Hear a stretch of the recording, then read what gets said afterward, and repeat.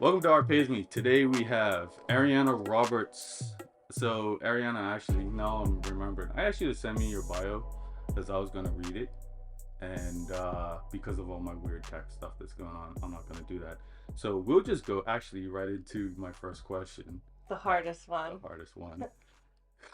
Who is Ariana Roberts? Hi, that's me. Thanks for having me, by the way. I'm Yes. really honored that you even asked me to be here. So, I know we're going to talk a lot about what I do for work, so I didn't want to answer that question work related. Okay. So, I mean, that's a tough one. I am, I feel like I'm just a weirdo that likes pretty things, and that's kind of it. Fair. I am Canadian. I've moved around a lot. So I think I've picked up a lot from all the different places I've lived and different kind of lives that I've had. And I was brought up in a way like by people that really appreciate not the finer things in life, but beauty, like Yeah. finding beauty in everything and also knowledge, Got it. like Got it.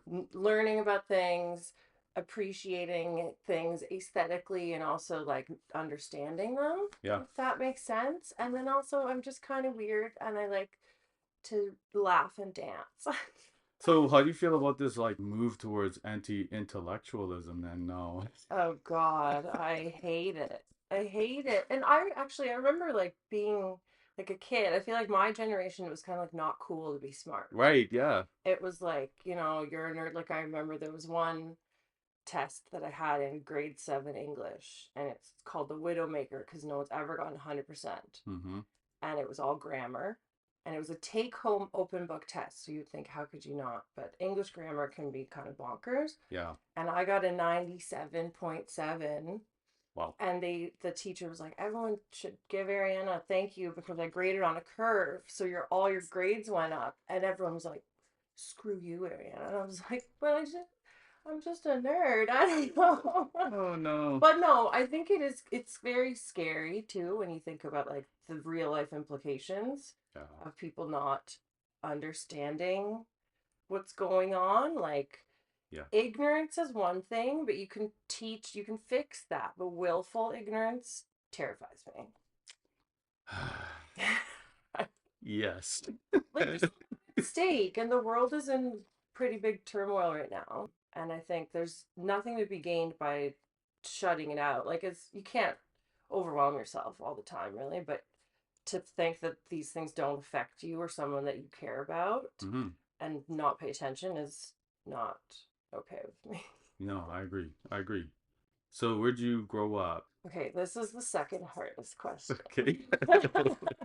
It's a long story. So I was born in Edmonton, and then when I was about 2 years old, we moved to Ghana.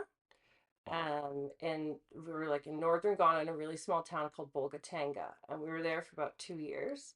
Then we went back to Edmonton, but only for another couple of years. And then we moved to Baltimore, Maryland, in the States. And I feel like I grew up there. I mean, like, mostly. We Like would still, culturally, yeah, like, there's, very formative years. yeah. We would still go back to Edmonton every summer. So we would mostly spend it at, like, our lake cabin at Cold Lake, which is, like, the huge lake on the border of Saskatchewan. But yeah, Baltimore. And then we moved here, Halifax, when I was in grade 7. Okay. So another very big chunk of Wow. formative years. Huh. And then as soon as I graduated high school, I left. I lived in Tokyo for 3 months. Really? Yeah. That was just you just wanted to travel. I wanted to travel, and at the time, my high school boyfriend and I had plans to go through Europe, and then he decided he didn't want to, and so I was like, "Well, I'm going somewhere." And my brother and his now wife, or no, they were already married. Yeah, they were living in Tokyo. They lived there for 10 years. Oh. So I thought, okay, at least I have like people I know there, because I went. I was 18 and I went by myself, and I just stayed till I ran out of money. What year was that? Sorry, I'm giving away my age. 2000, 2006, 2007. Okay.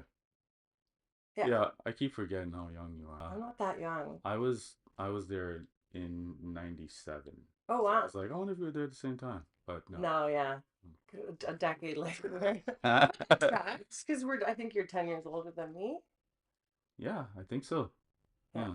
Yeah, so I did that, which was amazing. Yes. And then I came back. I went to University in Montreal at Concordia. Yeah. I was doing a double major, linguistics and anthropology. And then I ended up abandoning that to go to makeup school in Vancouver. Yeah. And that's where you found beauty. Because I was gonna ask Yeah. you, like, how did you get into the beauty? Well, I guess I'll go back. Like, what kind of kid were you? And like, were you artistic and all of that kind of stuff? Yeah, I mean, it's hard to think objectively about what kind of kid you were, Yeah. but I think I when I read these questions last night and my stress, it actually really it's a good question to ask because it's really interesting. And looking back, it's like I think kind of like I said, I was raised by parents that have artistic backgrounds and are kind of nerdy. Like Yeah. and I remember like my sister and my friends and I, we would always put on plays, Oh. force everyone to watch them. Yeah. And so, we'd be creating these narratives like, okay, you're the boyfriend, you're the jilted lover, and then, something dramatic happens, and we'd be like putting together costumes. And I did a lot of like poetry. I would write poetry a lot. I drew a lot.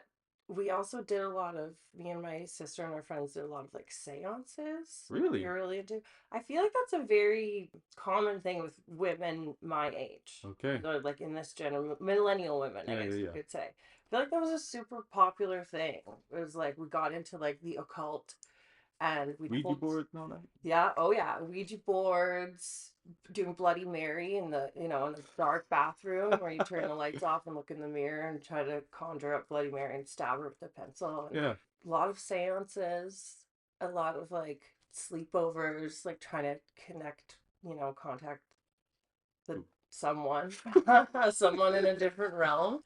And yeah, a lot of plays, a lot of dress up, Hmm.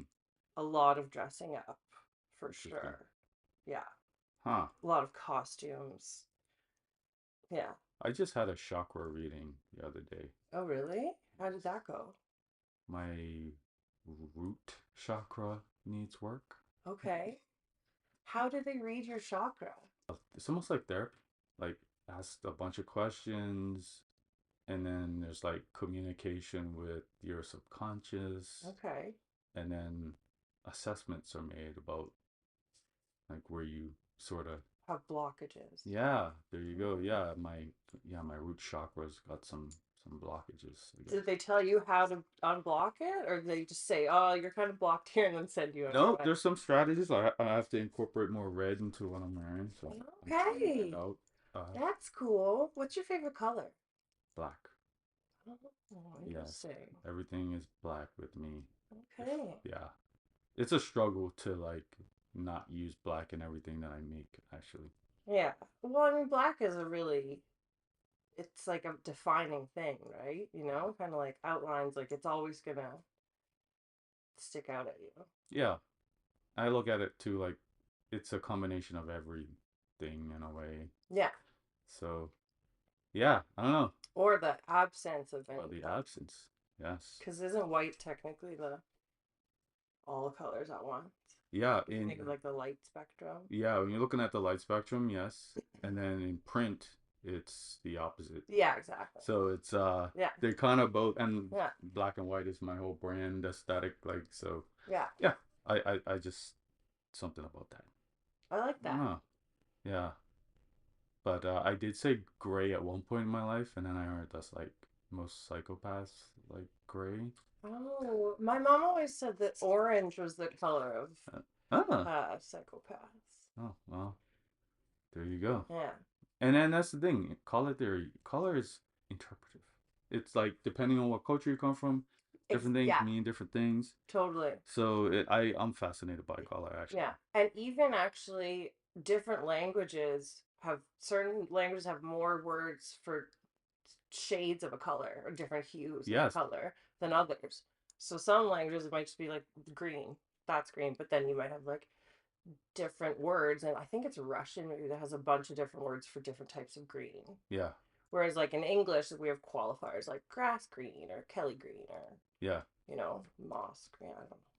Other types agree. Yes. You look like you could speak Russian. I get that a lot. I've had people walk up to me speaking Russian because and I'm like, I'm sorry, I don't. Everyone thinks I'm Russian, Eastern European, and I'm really, unless there's someone holding back some family secrets, I'm really not. That's so funny. I did start teaching myself Russian when I was about 15, Okay. just for fun. I learned the alphabet, but it's really hard to learn a language on your own when you have no one around to speak it. So True. didn't get too far with that. I certainly don't remember how to pronounce the alphabet True. True. anymore. So you're into dress up and all of that stuff. Oh yeah. Now you get to kind of do that on film sets, which Yeah. is really cool. Yeah. So how did you go from doing makeup and I'm guessing you did it. Well, I'll let you explain. I don't know how'd you go from like wanting to do makeup in school to like now you're on film sets. So, well, I was in university Yeah. and I was in my third year and I was, again, nerd, straight A student. Yeah. But like linguistics is really hard and what fascinated me about that was more the social aspect of it, like the cultural aspects, and the Concordia program was very science based. Okay. And that's I'm not like a science math person. My brain doesn't really work that well that way, and it also just wasn't what I wanted to explore. Sure. So I found myself just being really like I was not that happy anymore. Mm. And I know if I'm not engaged and happy doing something, I'm going to just stop caring. Yep. And I didn't want to just stop caring and have my grades go to shit and not do anything. I was like, what am I? I'm not going to become a researcher. I'm not doing a master's. I'm not going to become a speech pathologist. Yeah. Why am I doing this? Right. But what I would do for fun, now that I think about it, much like when I was a kid, is me and my roommates would just do photo shoots. We would like pick a theme. I would doll everyone up. I'd do everyone's makeup. I would pick the outfits, but we'd like put backdrops up, and we would just like go to the deck, get a bottle of wine, and spend like a weekend doing photo shoots. And there was one night I was doing my roommate's makeup, and she was like, "You love this so much. Why don't you do this?" Yeah. And they were both fine arts students, and then I was, linguistics, which is totally a pseudoscience anyway. And I was like, "You can't do this for a living." And then I was like, "Oh, yeah, yeah, actually, you can." And so I researched makeup schools in Canada, Yeah. and there's really only two that are like the ones to go to. And Okay. I applied to one called Blanche McDonald. It's in Vancouver, and I got in. And so I dropped out of university, and then I called my parents and said I dropped out of school. But they were very supportive. Okay. They were, I had to call them with a plan. Sure. Like I think if That's, I just yeah. said, I'm just gonna be a vagrant, they wouldn't have liked that. But they said that's great, and go for it. So I did that. I went to school in Vancouver, and the program was amazing. Mm-hmm. I think it's even better now because I would have graduated late 2011. Okay. And so then I moved to Toronto, which I had spent a couple months in before going to Vancouver. And I had a day job. I worked retail and restaurants and stuff while trying to get my foot in, which is not easy. I can imagine. You got to do a lot of like unpaid work. Yeah. I feel like maybe there might be more resources for people now Okay. than there were back then. I'm not sure. But yeah, I just sort of start working on little short films or weekend projects, people's little things, maybe a photo shoot here and there, and try to build your portfolio and reputation. And like you really have to keep the connections that you, The relationships are yeah, important. it's hugely important Yeah. in this kind of thing. I figured. Yeah. And you find out what kind of makeup you want to do too, right? Because like I would do a wedding and Mm-hmm. quickly learned that I don't like doing weddings. Really? I hate them. Huh. Yeah, I hate them.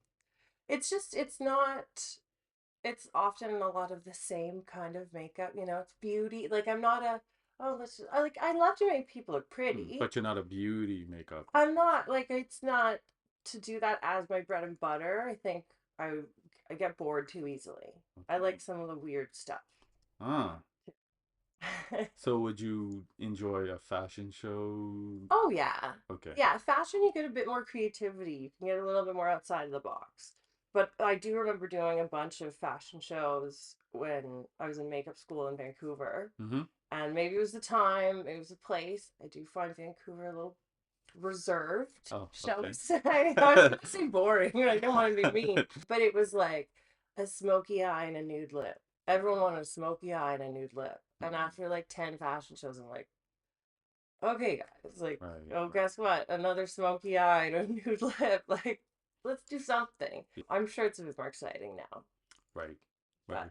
but Yeah, yeah, I like just being able to switch it up. I I'm going to a fashion show tonight actually. Are you? Yeah, Fun. yeah, yeah. I haven't done anything in the fashion world for a while, so anyway, should be fun to check out. Nice. But I've done like I enjoy that part of when I'm putting on a show and just saying, "Hey, please do your thing." Like I want you to Yeah. like it's hard when you're in these group shows though, and then like, they're like, well, we can't be too dramatic because, the next person's gonna want different type of makeup. Yeah, you But got to find some unifying like aesthetic a little bit or something that works with everything. yeah, but I've definitely have fun with just like I did a thing where I didn't care. I was like, just make a mess on their face. Like I want it to look like they Like went paint splatter or kind something. of some, yeah, but like more random too. Yeah. So like those kind of things I think are fun. You could do that with a fashion show, and Yeah. Yeah. yeah. No one's going like do whatever you want to my bridesmaid's face. No, this is not at this is all. like this is my wedding day. Yeah, I want it to look perfect, and they also have to look exactly like this. right. Like it's just a high stress day, a wedding. There's Mm, the stakes feel very high, very high. and if one of my friends is getting married, most of them are already married anyway, and Hmm. most of them I did their wedding makeups, but that's probably the only way I would do another wedding. Understood. Yeah, Understood. And but like for a film, sometimes is it fun to? I'm guessing you have these times where you're doing makeup, but it has to look like there's no makeup yeah, on yeah, sometimes. a lot. Mm. I mean, and I think, especially like when you're watching a movie, unless it's something like a period piece where you're like, oh, like that's, like that eyeliner is totally 60s or whatever. Mm-hmm. I feel like if you notice their makeup, like in a distracting way, then it's not good. Like Mm. you don't want to be looking at someone and be like, oh, that's where their blush is, or like you want to be able to see them as real people and Yeah, see the character. So often, if you're not even paying attention to the makeup, that's usually a good makeup, they're doing a good job. if that makes sense. Yeah. I was gonna ask you, like, have you ever been taken out of the story you're watching something and did Oh you? yeah, Oh man, I yeah, can't. 100%, 100%. And certainly, like I do watch movies differently. Some of my friends don't like watching movies with me because I'll be like, that scarf was not over her shoulder in the last scene or something. Continuity. I'm like, man, her lipstick's smudged. No one even. Why didn't they fix that?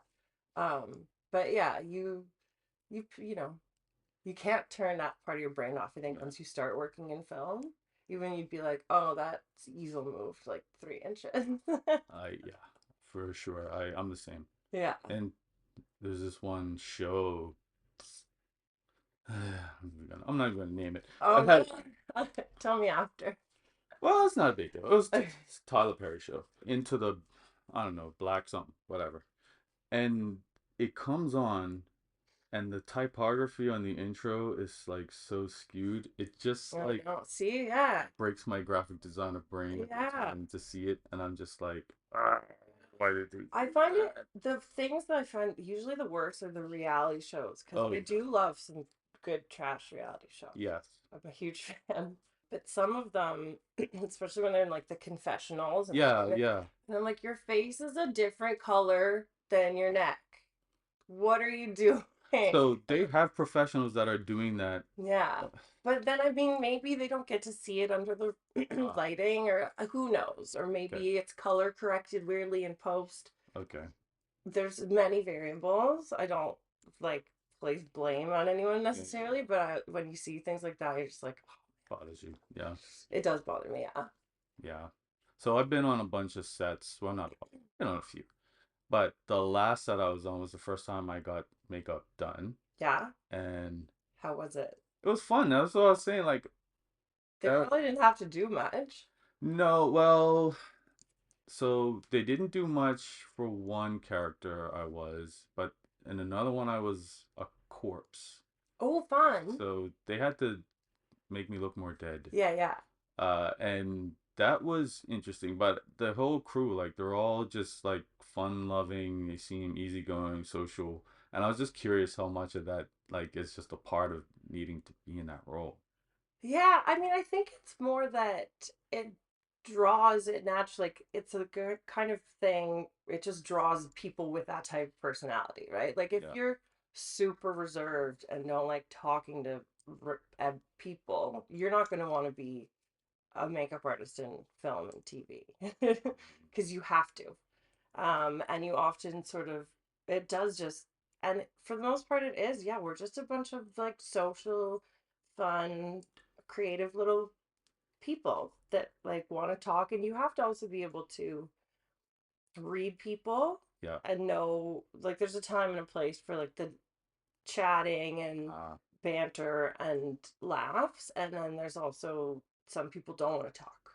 Some people need, or maybe you're preparing for like a really serious scene, and so you just don't, they need to be thinking and getting into character. mm-hmm. So I think, but yeah, I think it just draws people who have good social awareness Yeah.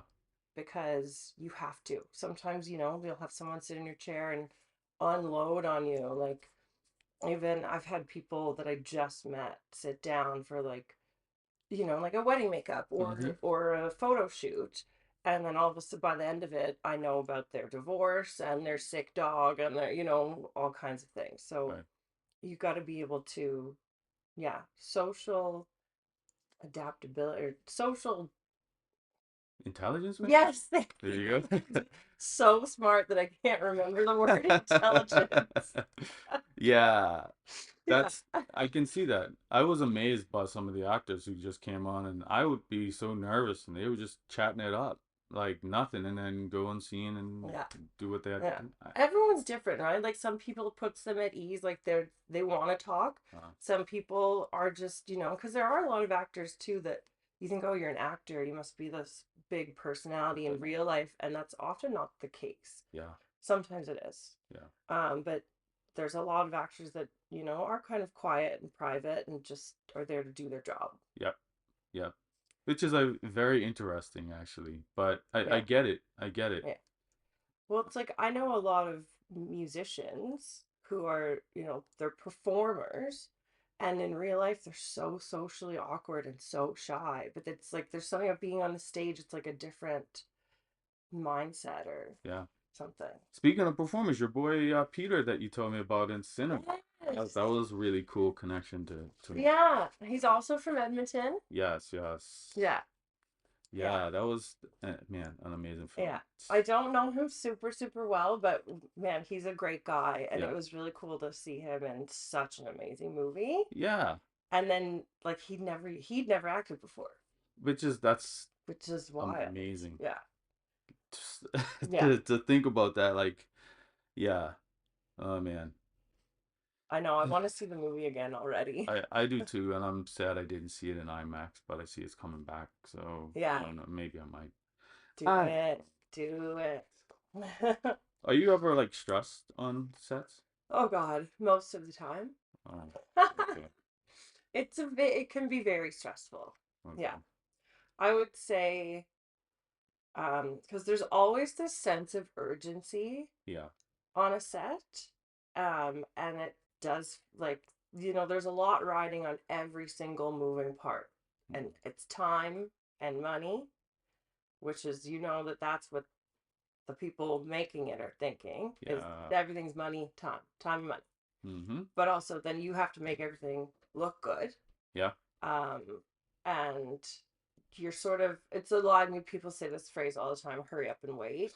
And it Yes. is a lot of that, because it's like you have to make sure everything, you have to act as if everything has to be ready right now, and then often you'll have things ready, and then you're Almost just there. sitting around going, okay, well, da, da, da, da. But yeah, things, it's very stressful. It just Mm. feels like I mean, at the end of the day, it's like we're not saving people's lives. We're not doing heart surgery. Yeah. You know what I mean? We're not Yeah. paramedics. Like I can't bless people that do that kind of thing because I could never. But there is this sense of urgency, and sometimes things go wrong, and sometimes, a lot of times, things change at the last minute. So it's a lot of like problem solving. Yeah. And then also, you've just got so many different people in the same, working on the same thing, that like personalities can clash, Yes. egos can come into play. Yeah. And so, yeah, it is often very stressful. But I think a huge part of it that makes a difference is who you're working with. Yeah. Because certain things are really stressful and you can just work on it and it's still really fun. And I have worked on a couple sets where things were really stressful and everyone was unhappy. Mm. And that sucks. But I still feel like often you can have a really stressful day, but in between the moments of stress, you're still like having a blast. It seems like it when I see your like, your pictures and like sets. It yeah, seems like you're having fun. yeah. Usually, I mean, I think because like I used to work in restaurants, which is Yeah. another industry that is unnecessarily stressful. Uh-huh. Like, why is the service industry so stressful? Because You're people are assholes. you're just making people food. Like, fuck, But calm down. But yeah, people are assholes yeah, though. That's that's true. why. Because if you don't come off fast enough, someone's gonna say something. If it's not Yeah, right, they're gonna take it out on you because the meal's messed up. And yeah.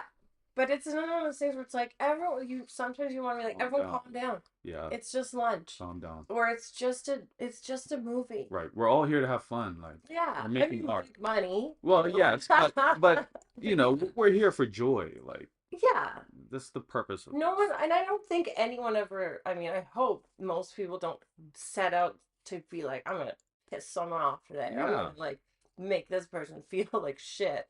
Like, I don't think anyone intentionally ever does that, but people are nuanced, and sometimes, True. and I think that's one thing. Like, the longer you work with the same people, Mm-hmm. the more you know their habits, and the more like, okay, they're just stay away today. They're like, don't push them Mm-hmm. today or whatever. Yeah. Um, but oftentimes with a film crew, I mean, in Halifax, I find you see that with the same people Yes. all the time because it's a very small industry here. But a lot of the times it's just like a whole new group of people being thrown together. So the first like week or so, you're all sort of kind of getting to know each other. It's sort of like, yeah. Yeah. So when you were working in Toronto, what brought you back to Halifax then? Well, I actually had a bit of a break Oh, from film okay. for about, gosh, like 3 years. I left Toronto. I had had some really bad health problems, Okay. uh, followed by a really horrible breakup of a very long relationship. And so I did, so this is kind of a theme in my life of just like moving to another city. I mean, like, I don't know what I'm gonna do. Let's find out. Figure it out. Yeah, So I put all my stuff in storage and I somehow ended up in Calgary. yeah. I was there for a wedding and I had a bunch of friends who had moved there and they were all thriving. And so Just I was like, I'm moving to Calgary. just like that. So I Huh. I did go back to get my stuff. And then I got on a plane like a week later or something. And so I was not working in film there. I was doing like personal styling and stuff, selling rich housewives very beautiful designer clothes. And then the pandemic happened. Jeez. So, you know, there was no work. There were no events. No one was going like to shop for, a gala Yeah. anymore. And obviously at that time, like early 2020, I think everyone was scared. No one knew what the heck was going to happen. Yeah. And I came back here because I was like, my parents are getting older. Both my siblings were still in Toronto. And I thought, well, if they get sick, there's no one to take care of them, so I'll just go for a few weeks. And Yes. I said, all my friends in Calgary were like, "You better not move back." And I was like, "Oh my god, That's so I, funny. I was like, I would never live in Halifax again." And then by the time I went back, I was like, "So I signed a lease." And I didn't know, like, I had a bunch of friends here who also work in film, and they were like, man, even with the pandemic, it's actually pretty good here because Nova Scotia had such strict rules, but film workers were considered essential. Mm-hmm. So things were still filming just with like, Yeah, different. stuff precautions and Yeah, stuff yeah. like that. Yeah. And so many COVID tests. Oh my God, I can't even tell Yeah, you. I was on set during that Yeah, period. yeah. It was a A lot. lot Yeah. of COVID tests. I don't even know how many times I've had that thing shoved down my nose. So yeah, I moved back and I wormed my way back into the film industry, which also took a really long time because in Toronto I had like we have a union. It's called IATSE Mm-hmm. for crew members, and in Toronto it's just terrible timing because I had become a what's called a permittee, Okay.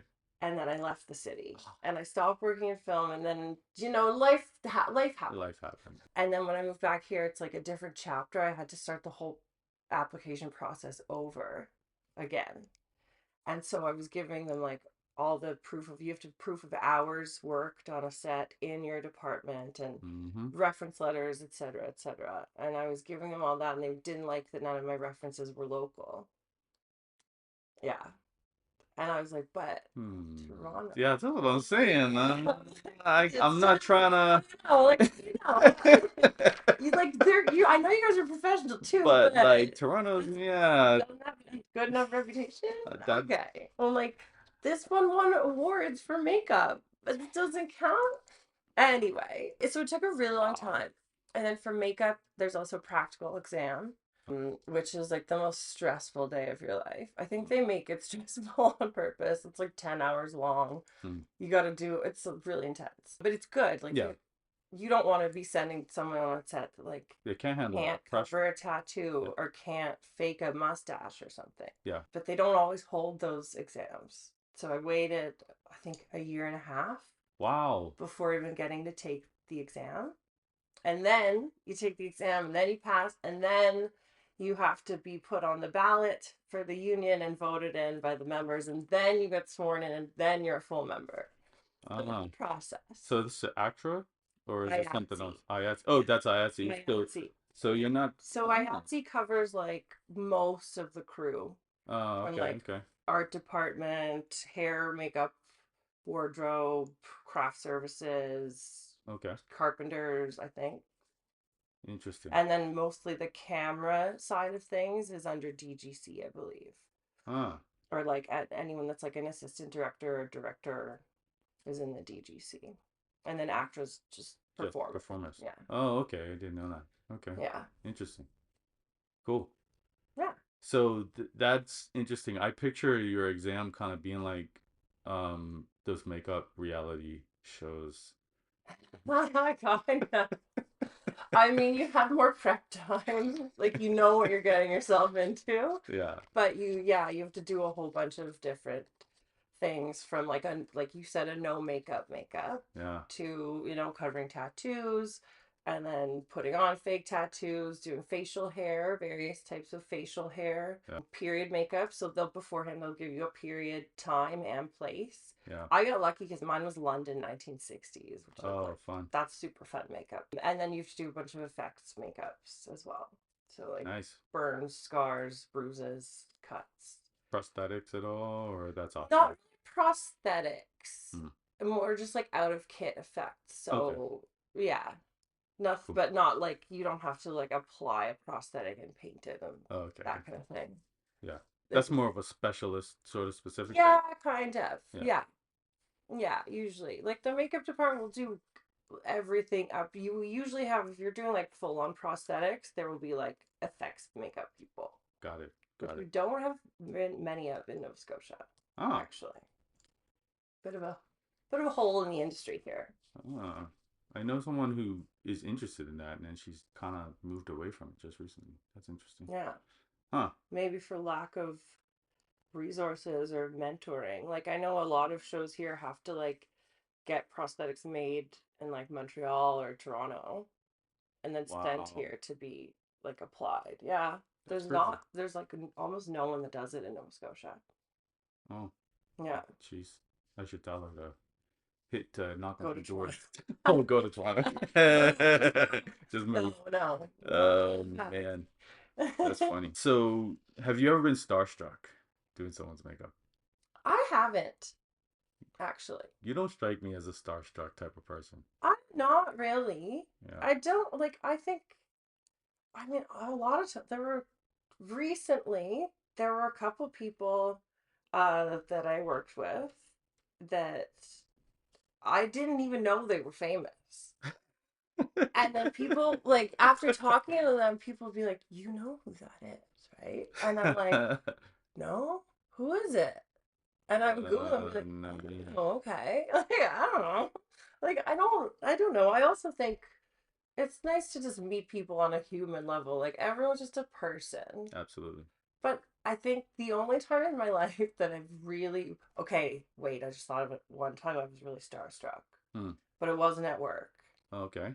I was backstage at this huge rock festival in Germany, and Bush was play. I was watching Bush play from like the side Oh, of the cool. stage, and then they finished, and Gavin Rossdale just came over and started talking to me about the literally about the weather. It was uh, mixing with rain, and he was like, "Oh, bloody hell, it's raining a lot," and I was like, "Oh my god, it's Gavin Rossdale!" Like, and my boyfriend with me at the time afterwards, he was like, "Okay, we're not talking to Gavin anymore." uh, Oh my god. I mean, I grew up in the 90s. uh, In Rossdale, yeah. and he looks the same. He's gorgeous. Yeah, that's like Gorgeous. that just like Michael B. Jordan just walking up and starts talking to your girl and you're like, we're Yeah. that kind of room. I mean, I that's like, fun. yeah, like no disrespect to my ex, but he's not as gorgeous as Gavin Rossdale. Sometimes you gotta take the loss, buddy. Yeah. And then there was one time I was a hostess. I was like 19, a hostess at a supper club in Montreal, and Jason Statham was filming something in Oh, Canada. cool. He came in for dinner, and that was, I think, the only other time I've actually been starstruck. So I was like, gee, I like Snatch. I don't know if you've Yeah. seen Oh, I know. Snatch, Yes. and Lock, Stock, Two Smoking Barrels. Is he in that one? Maybe not. He. But Snatch is like one of my favorite movies. Yeah. So I was like, oh my God, it's Jason Statham. And then I walked into his table and I was taller than him. Yeah. He's not a big guy. No. And I was also in like 3 inch heels. So I was like 6'2", 6'3". And Yeah. I was just like, oh, oh. Was he? This is short king. He's not that short. He's not short. He's probably my height. Oh, okay. Like he's probably like 5'11", 6 feet Oh, is he? tall. I thought he was Or tall. maybe 5'10". I don't know. Okay. But I was where I had to wear heels at that job, which is an insane, I think actually a legal requirement. Yeah. To be walking that much and Yeah. like, You had to wear heels and a dress. It was not the it greatest was place to work. probably a aesthetic thing. Hmm. Yeah. Yeah. But did he have like security and all that around him? No, No. no, it was just like him and a couple of people. He seems like a cool dude though. Like, Yeah, he was chill. He was really nice to everyone. yeah. I saw him in The Beekeeper recently. I really liked. I like that movie. I haven't seen that. Yeah, it's good. So you're also a radio DJ, sort of. Yeah. Okay. Well, I'm not a DJ. Okay. I'm a host. Host. Co-host. You're okay. You're a radio host. Yes, because I can't DJ. I don't know how to do that. Nice. But yeah, it's really fun. Um, it's my friend. I don't know if I should say his real name. Say his DJ name. His DJ name is Lash LaRue. Okay. He's a delight. He has been a DJ for a really long time, and then years ago he started doing this show every Thursday night at Cove FM Mm-hmm. and Hubbard's 88.7. You can listen anywhere. You can listen online. Just go to covefm.com. Okay. And it used to be 80s at 8, 90s at 9. And I would listen, like when I was living out west, I would listen. And at that point, he would take requests. We'd all be like texting him Uh, and give each other shout outs. So it kind of felt, it was a really nice way. I think at first it was probably just our friends listening, but I was so far away from so many of my friends. And then we'd all be like, here, this one's dedicated to Shannon from Ariana or whatever. And so yeah. it's kind of like hanging out with your friends on the radio. And then when I moved back, he invited me to co host. And I said, yeah, why not? And I was really nervous. And I was like, what do I say? What do I talk about? What do I do? And really, we don't really ever go in with much of a plan. And it's the format has shifted a bit. So the last maybe year or two, it's not 80s and 90s music. It's just he gets, being a DJ, he has all these DJ friends. Yeah. So he gets people to make sets. So sometimes we'll have someone in the studio Mm-hmm. DJing live. Usually it's a pre-recorded set that they send in, and we'll have maybe two people, like one for the first hour, one for the second. Mm-hmm. And then it's just me and Lash talking about whatever we want to talk about. And we're really silly and we just have a lot of laughs. It's just really fun. It's just we just do it for fun. And it's nice. Sometimes we have other people come into the studio and we'll have like, I don't know, like a barbecue or whatever, kind of like block party vibes, Cool. or like a boiler room, I guess. You Nice. know? Yeah, it's super fun. Wait, let's just get this Okay. over with. Okay. So we're almost done. Oh, yeah. So what do you do for fun? I don't. This is sometimes I find this a really hard question to answer. Um, what do I do for? I'm very social. Okay. I have a lot of close friends. I feel very lucky in that way. I think me and my friends have like a really strong family like bond that I don't know that a lot of people find in life sometimes. So obviously I love to hang out with my friends, and I thought, what do we do for fun? We usually do some kind of like art or craft, Yeah. like we'll do little paintings or we'll make jewelry or have dance parties. I love to dance. I used to go out dancing like every week, at least a couple times a week. Yeah. I don't really know. There's not really that many good places to go dancing in Halifax anymore. Sometimes if there's a certain event, Yeah. I'll go, and like just going dancing with my friends, one of my favorite things in the world. Okay. There's nothing better than dancing with your friends, Mm-hmm. in my mind. Okay. Yeah. Um, but yeah, like little like art projects or craft projects. I like thrift shopping, Okay. swimming. I swim a lot. Oh yeah, you do those polar bear dips too. Yeah, I have. If there's a body of water nearby, I'm getting in it. Like, I think it's been actually because we're now May. April was my 5th anniversary of having been in some type of body of water at least once a month. Wow, that's amazing. Yeah, I feel like I kind of got ahead of the polar bear or polar Yeah. dip trend. All Okay. the ice bucket baths and Yeah, yeah. stuff. I'm You're like, already doing that. yeah. Huh. But I've been taking it more seriously this past winter. Like I used to just be kind of in and out, and now I think my record is like 11 minutes. So what is the benefit? We were talking about this the other day. Yeah, I mean, I don't remember all the benefits. You just enjoy it though.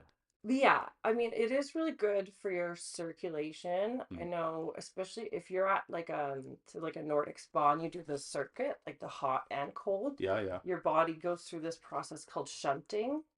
And so it's like the blood going to all your extremities in the hot because it's like it's warm, so the blood's like circulating, and Yeah. then you get in the cold and all the blood goes like into your internal organs, Yeah. which is like a preservation response basically, so you don't freeze to death, Yeah. or like so your heart doesn't stop. Yeah. And so it's really good for circulation.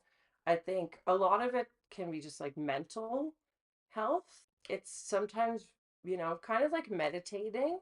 Hmm. Like if it can be really good for like stress or anxiety if you learn to be uncomfortable Yeah. and you kind of retrain. And also anytime that you're forced to just think about what your body is doing, you can't be like if you're sitting in really a cold lake, Mm-hmm. you can't be thinking about like did I file my taxes on time or whatever. You're literally like, okay, just don't freeze. Yeah. So I think a lot of people find the benefits like that. And then I don't know, just from like a subjective, my personal experience, you feel like $1,000,000 afterward. Mm-hmm. Like it hurts for a second, might hurt for a minute, Mm-hmm. and like don't, know your limits, don't go crazy. Yeah, It's not yeah. a competition. I don't think, some people are like, oh, well, I go every day, and like, it's like, calm down. Mm-hmm. Just it's not, I don't think it should be a stressful thing. Right. But then afterwards, you're just like, fuck yeah, I can do anything. And Right. sometimes maybe all you want to do is go take a nap.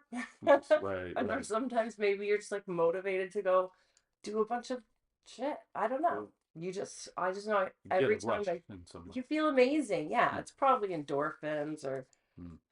oxytocin or some brain chemical that makes you happy. I don't know. Probably endorphins. Yes. I'm not a scientist. That's cool. Yeah. What's the hardest part about being a makeup artist? Probably getting started. No matter what type of makeup you do, I think it's not an easy industry to get a name for yourself. So Mm. that's probably the hardest part. And then also, I mean, just like navigating different people's personalities because everyone's different. Some people, especially when it comes to like actors, it's like sometimes you're in, even if you're doing, say, a wedding, Yep. and it's like everyone's happy to be there. It's a wedding. It's so exciting, but it's also like, oh my God, it's so stressful. Yeah. And like, you don't want to fuck it up. Like, Mm. you don't want to be the person responsible for the bride being late or someone not liking their lip color, whatever. So, yeah, probably just like navigating everyone else's personality and needs and wants. And the beginning, the beginning of the career is hard. Yeah. Do you have to say if you're doing a wedding, for instance? Do you have to see the bridesmaids before whoever just to make Yeah, sure you you have don't the always get colors? to. Ideally you do, and you do like at least especially for the bride, you do like a trial run Okay. because you don't want any surprises on the Yeah. day. Yeah. Yeah. So, yeah, usually you would do, you would discuss the looks and find out what they're wearing, and then you would definitely do. I have had to do somewhere I didn't get to do a trial run because I wasn't in the same city or whatever, which that's when you really want to like communicate, share inspiration photos, talk about like this is what you don't want any surprises on a Yeah. wedding day. So yeah, usually you do like a trial run, at least with the bride, not always with the bridesmaids because that would get really expensive for Mm-hmm. them. But yeah, you should always be going with a plan. Like, I don't know anyone that would be going into a wedding on either side without having a concrete plan for the Right. makeup Makes sense. and hair and wardrobe and Yeah. you know yeah, Cool. yeah. So, biggest question, last one. Okay, What's hit me. advice would you give someone who wants to be a makeup artist? I would say go to school. Okay. I know, like, in Canada, like I said, there's kind of only two of major ones, Yeah. and that's not always accessible. Like, not everyone is just going to be able to move to Toronto or move to Vancouver. Yeah. I get that. So there's always something local. I would say get some form of education Okay. for sure, especially if you want to go into the film and TV commercial world. Yep. Because if you ever want to get into the union, which you do, because it's the way to go, Yep. you're going to need to proof of your education and your skills. So even just something, just get started that way for sure. Even if it's like I don't know, a short course, something. Don't look at YouTube tutorials as a proper makeup education. Okay. Please don't do that. Okay. And I don't know if you can't like talk to people, make if say you're going into like the more film and TV world, don't just talk to the makeup people, get to know people in every department because you never know when someone will be like, "Hey, I'm on this commercial next week, they need makeup." And maybe they're like in the lighting crew or they're Mm-hmm. in the art department. Um and probably if you can, I mean this is a huge hypothetical, but like get a mentor, Mm. which is something I never really had. Right. And I feel like just in any kind of artistic industry is probably very helpful. Even just as like a mental kind of like guiding, Someone to talk to. someone to talk to, someone that knows better than you and can Yeah. give you advice. As always, I mean, any part of life, that's probably a nice thing to have, True. right? True. I guess. Yeah. Yeah. Yeah. Yeah, so that's kind of standard. Yeah. That's cool. That's good advice. And is there anything that coming out soon that you can actually talk about? No NDAs, or maybe you have NDAs, but you can just say Yes. it's coming out. Actually, there is. Okay. There are. Okay. I'm very excited. So, June 18th on Amazon, Yeah. there's a show. I didn't work on the whole thing, but I worked on a lot of it. Okay. It's called We Were Liars. Okay. And it's a new show. It's based on, I believe, a trilogy of books. So I think this first season is the first book. Okay. It's very dramatic. There's, incredibly wealthy people. There's generational differences, different generations of families, and there's mystery and intrigue and beach houses, Okay. fun stuff, weddings, funerals, etc. So that comes out June 18th on Amazon Prime. Okay. And then the last thing, the last most recent thing that I worked on, which was so much fun, it's for MGM Plus, Okay. Paramount Plus. Yes. And I don't know when it comes on TV, but it's having its world premiere at the South by Southwest Festival in London sometime in June.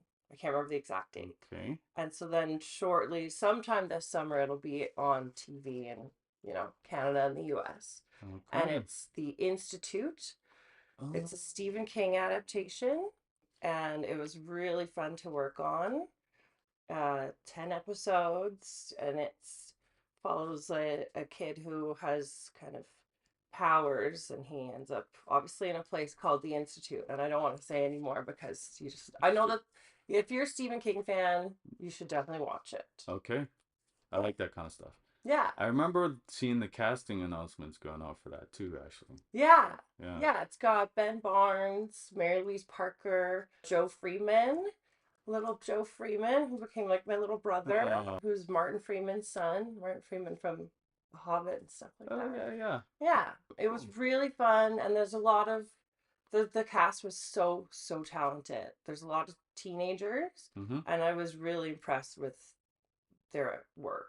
Good. Really, really good. I think it's going to be a great watch. Okay. Yeah. That's fun. That's fun. I'll be definitely watching that. Yeah. Ariana, how do people find you if you want them to find you? Because we might not want them to. So here's my address. The keys are under the mat. No, I mean, I actually did used to have I don't even know the password. I have a professional Instagram that is probably last updated in like 2015 or something. So, I have Instagram.